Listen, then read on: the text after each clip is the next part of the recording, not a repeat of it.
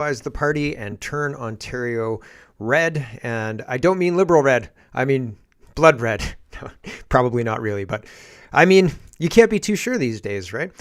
Mineral deals with the United States for everybody but Canada. So not great, not great. There were deals announced. Anita Anand was there, but she was not in a situation to announce a new deal because, well, the United States isn't doing that right now because they're punishing us for being stupid. Danielle Smith comes out defending Alberta independence in a full-throated way. She says they're not treasonous, they're not traitors, they're patriotic Albertans who love their province and their family. And so, I mean, yeah, that's right. So I'm glad that she's coming out to doing that. Keir Starmer is saying unity is our strength. So they've had an update. The talking points have had an update, and that's interesting to note. Unity is now our strength. Diversity, shmai mercity.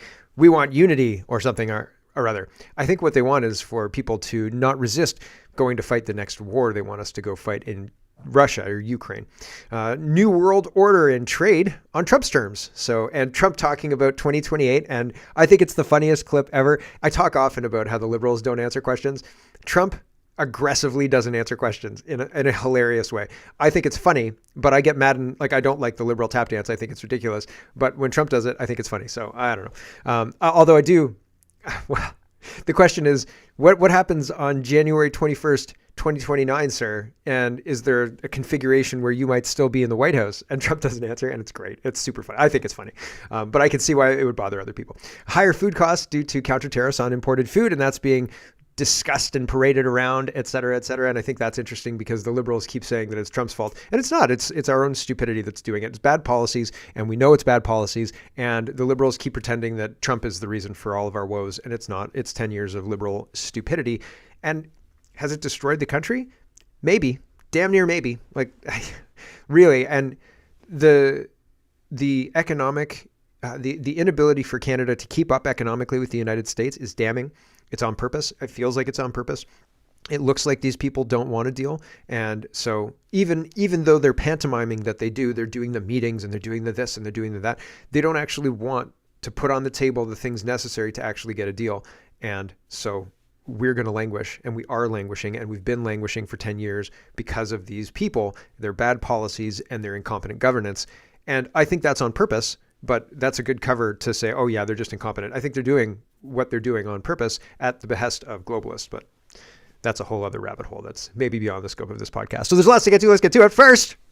Minerals and the lack of deal for Canada. Here's Anita Anand and Marco Rubio, right? And Rubio's got a great smile. It's so hard to smile for photos when people are like, okay, smile. You're like, okay, I'm going to smile. And so Foreign Policy Canada says today, Minister Anand was here in Washington, D.C. to meet with global counterparts on critical minerals. While there, she met with U.S. Secretary of State Marco Rubio and thanked him for convening the meeting and for the discussions on strengthening critical mineral supply chains. Thanks for doing that. So, yep, we're good. And we're supplying those chains and everything's good. Good. Nice seeing you, Anita Anand. Yeah, we're just gonna go make an announcement quick. We'll see you later, right? You're not invited to the announcement, Canada. Get out.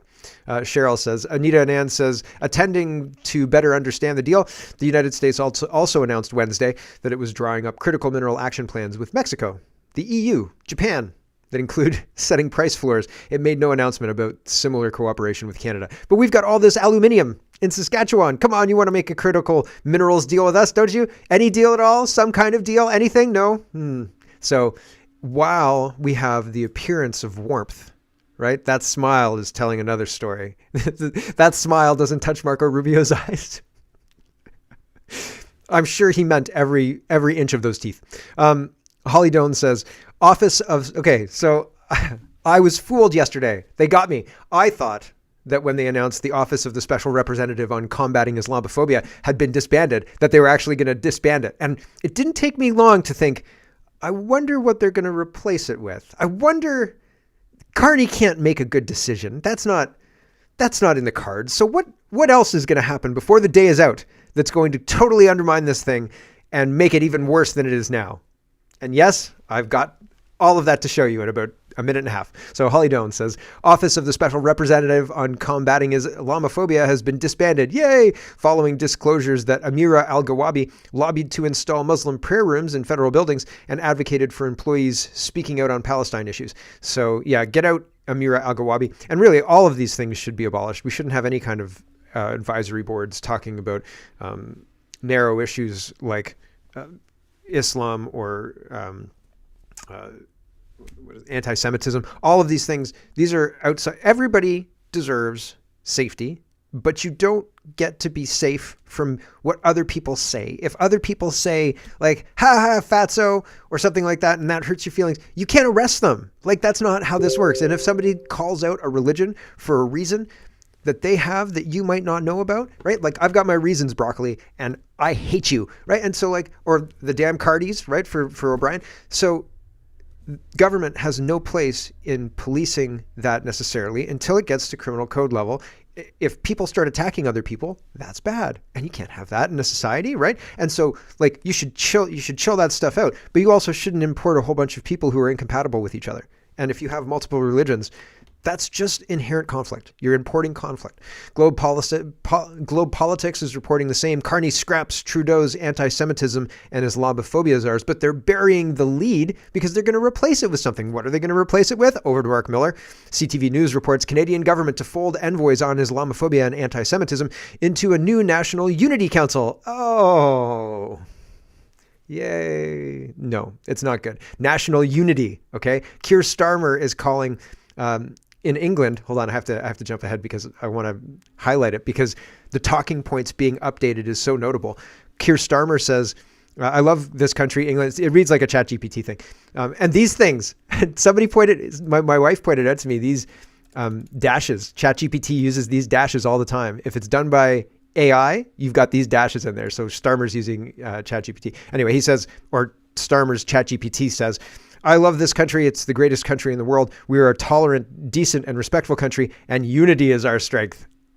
5 seconds ago, it was diversity is our strength. It was on all the football and everything. Everybody was saying diversity is our strength, and now it's unity is our strength, and they're saying the same thing here, right? And that's pretty interesting, if you ask me. Here is Mark Miller's statement or X post on this. He says, as the world becomes more dangerous and divided, because as a liberal, you've now signed on to say that before everything. We must hold on to the truth that far more unites us than divides us. That's why we're creating a new advisory council to support our efforts to combat hatred and racism, one grounded in our shared values and communities. And this is going to morph into, do you know what we should do? Censor the internet. And they're going to say, oh my gosh, nobody's thought of such a great idea. We should definitely censor the internet, and that will get rid of all the hate.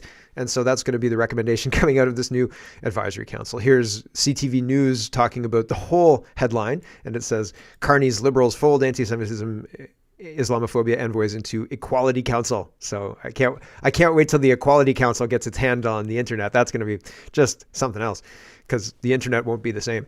The food professor. So from, oh man, how did the liberals stumble into this good decision to, oh gosh, oh goodness me, that's going to be a lot worse than what's happening right now, because they're going to use that, and they're going to use that very official sounding office, right? Oh yes, we're fighting for anti-racism nonsense, all this stuff. They're going to use that to push speech laws. They're going to use that to say you can't be hateful like that. Listen, broccoli, I've got my friggin' reasons, and the government, stay out of it. You don't want to get between me and broccoli, okay? Holy smokeroonies. The food professor says, in a report released yesterday, the Bank of Canada quietly confirmed what many of us have been saying all along. Ottawa's counter tariffs on imported foods from the United States contributed to higher inflation in 2025, higher imported costs, higher grocery prices. Unfortunately, many food economists dismiss this link. Food is getting expensive. It's still abundant, but now it's getting expensive. At what point does the food become expensive and scarce, right? I am appreciative that we can still buy food, but I am weary of the prices continually going up. I went to the grocery store, my chocolate cereal, they're attacking my chocolate cereal. And so it's not 3 for $10 anymore. And so I'm looking for other sources of chocolate cereal. I'm looking for a new dealer. I'm looking at Amazon. Might be Amazon. They don't have all that overhead, right? So I don't know. Might be Amazon. But the chocolate cereal, I used to get it for $3, $3.33 a pop. right? Now they want $5 a pop. I don't know. Not going to happen, right? And so I found ways around. You got to buy in volume, but things are getting dicey out there, everyone. Food's getting more expensive in a notable way. And the Canadian government's bad policies are contributing to that. And we know that that's happening, and nobody seems to care. So that's, bad, right? We should probably fix those bad policies that are making my chocolate cereal unaffordable. Juno News is reporting Minister Champagne, finance minister, blames imports for food inflation, but 2/3 of the cost spike comes from domestic policies his government controls, including the carbon tax on farmers and clean fuel standard. Yep. Are they going to do anything about it? No, absolutely not. Because when people depend on the government for handouts to pay for groceries, then the government controls the people much easier than if the people don't rely on the government for those things. And when you rely on the government, you can't hold them accountable. When you don't, you can hold them accountable, right? So if the government says, oh yeah, we could investigate this, but that'll probably delay all the checks that we want to send to you, then you say, okay, send the checks. And that's basically how they've gotten through all of the scandals that have come up. Juno News is reporting buried in Bill C-15 are sweeping new powers that centralize authority, weaken Parliament, and dodge democratic accountability. This isn't just a conservative concern. Experts and watchdogs across the spectrum call it undemocratic overreach. I am sure that I've played this before. She's talking to this guy, and he says, it's C-5. We both voted for it. And she says, no, this is the budget implementation bill, and you guys are trying to exempt yourselves from laws and blah, blah, blah. I'm sure we've seen that before, so I'm not going to play it right now, even though I just play acted the whole thing while I did the voiceover. And anyway, Ian Runkle of Runkle the Bailey on YouTube, he's a lawyer. He says, Bill C-15 allows the government to give corporations a pass on anything from environmental laws to conflict of interest laws. The Liberals are not the good guys, folks. Yep, that is true as well. And I'm glad other people are seeing it. But again, our elections are rigged, so... Andrew Lawton says, Liberal and Bloc members on the Justice Committee just voted down my amendment requiring non-Canadian citizens charged with a crime to surrender their passports before being released on bail. Ridiculous. So it was voted down. And I'm not surprised, because it seems like the Liberals want to destabilize the country in the fastest way possible, while also claiming that they're doing things to benefit Canadians. And they frame the immigration policy as benefiting Canadians. They frame all of the things they're doing as keeping Canadians safer, but they don't actually solve the problem, right? It's like the floor is wet and slippery. Instead of mopping the floor, they give you walking sticks. So if you slip, you could save yourself maybe, right? Here's a walker. There you go. This doesn't solve the problem, but it'll help you manage the slippery floor, right? This is not solving the problem. And now there's a problem with my walker and I can't even walk through the floor. Well, would you like maid? Would you like us to kill you instead? No. Could we get a mop? Pierre Poilievre, and the mop would be akin to getting rid of the bad policies, fixing the bad policies that are causing these issues, instead of, handing out walkers to make sure that people don't slip on the slippery floor. Pierre Poilievre says, today I met with the Prime Minister to push policies to make Canada affordable, safe, and reliant. I also pushed for lower taxes on Canadians and shared my disappointment at the size of the deficit. I offered specific suggestions on how to bring back investment and restated the offer from the Conservatives to help in the Canada-US negotiations. And Jamal Giovanni went down to the United States and had some success, but again, nothing concrete. Everybody kind of just saying, all right, Canada, everybody likes you. Keep on doing what you're doing, right? I don't know. It seems placating. Also, nothing on immigration, nothing on the Emergencies Act being illegal and government invoking the Emergencies Act, and the cabinet members who are still in cabinet from that same period. People were joking about tanks and that those people are still connected to Carney. There's all sorts of ridiculous things that are continuing to happen in our government. And again, accountability. Here's a position in the United Kingdom, Bill Blair. Enjoy. Pip, pip, cheerio, right? Say hi to Mary for me. Poppins, of course. Mark Carney says, we're working with the international partners to create new high-paying careers, build up our domestic auto sector, and boost productivity in Canada. Globe and Mail is reporting Ottawa and Seoul in Korea agreed to work on bringing South Korean auto sector manufacturing to Canada. So we're going to build Hyundai's cars now. So forget Ford. Who needs Ford schmord, right? We're building Hyundai now, right? Win the Super Bowl, drive off in a Bam, Canada. You're welcome, says Mr. Carney. Give me a break. It's not good. It's bad. And again, Korea's really far away. And sure, Canadians buy Hyundai, but they limit the number of units they sell. So it seems weird to manufacture them here. So anyway, the whole thing is, we'll have to see how it goes, but I'm predicting badly. Mackenzie Gray, let's talk about Nate Erskine Smith. I've got like a huge grab bag of governance today, so I don't think we're even going to get out of the grab bag of governance before the end of the free show. But there's so many kind of things happening, and all of it is the same as fixing symptoms and not actually fixing the core problem. Here's Nate Erskine Smith. He's leaving the federal Liberals to run for provincial leadership in Ontario. Mackenzie says Nate Erskine Smith says he plans to quit as a federal MP once the Ontario by-election in Scarborough is called, saying that if it was called tomorrow, he would quit tomorrow. So there you go. And Kevin Vung is responding to the breaking news that Erskine Smith says he'll seek the Ontario Liberal nomination in Scarborough Southwest to replace Dolly Begum. So they poached the NDP from Scarborough Southwest for the federal seat for Bill Blair. That's Dolly Begum, whatever. And now Nate Erskine Smith is going down to a provincial to win there and then take over Liberal leadership. And this is a statement from Erskine Smith. He says, to that end, I'll seek the Ontario Liberal Party's nomination to run in Scarborough Southwest by-election. I've communicated this to the interim leader, John Fraser, and I will continue to support Prime Minister Carney as an active member of our federal caucus in the meantime. We deserve better than this tired, incompetent, and self-defeating Conservative government. We deserve a real Conservative government, actually, is what we deserve. One that's going to stop sending money to Ottawa for foreign wars and to send to China. How about no? How about no? Or send to Ukraine, or send to Palestine, or send to make posters to tell Africans not to poop on the beach? No. How about no? Anyway, we deserve smart, fair, and honest leadership here in Ontario. The answer is participation. Join our growing team at team.whatever. And Kevin Vung is responding to this. He says, being an MP is already an all-encompassing job. I don't know how someone could do that as well as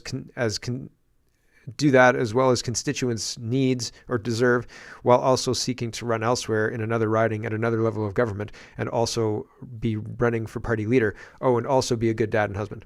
So there you go. Yep. It's a lot on your plate when you're doing two jobs like that.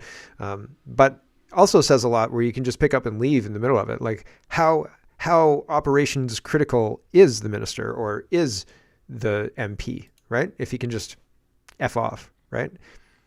Pretty interesting. Maxime Bernier says, for years they called us conspiracy theorists for questioning the safe and effective narrative. Now government data reveals the truth. 20 dead, 180 plus permanently injured, 1,300 heart inflammations in young boys, medically validated. That is to say, a causal link has been established by an independent committee of medical experts confirming that the vaccine has caused serious harm. It's a national scandal. They imposed on us this for a flu-like virus, for a passport that destroyed livelihoods. The fake conservatives did nothing, or worse, promoted it. The PPC alone stood against this coercion. We were right. The betrayal is complete. Time to hold liberals and fake conservatives accountable. Yep, I think that's correct. But again, the political will to actually hold anybody accountable, we're very bad at that. Track record says we're really bad at that. Canada Proud says federal election officials admit that the Conservative candidate Joe Tay needed to pay for private security to protect himself from agents of China's Communist Party during the 2026 election, but continue to insist that foreign interference did not impact results. Okay, security's super common these days in Canada, right? You don't want to be extorted or something like that. So you get security. Welcome to Canada, folks. Holly Doan says Canada Health Canada acknowledges, quote, safe supply drug policy led to public disorder. Social crises, including the housing crisis and the toxic illegal drug and overdose crisis, are contributing to drug-related issues and public disorder. Yeah, well, anybody paying attention could see that as soon as the policy rolled out. It was obvious, very clear. There was no mistaking what was going on. And it seemed the government was enthusiastic about it and enthusiastic about turning a blind eye to it.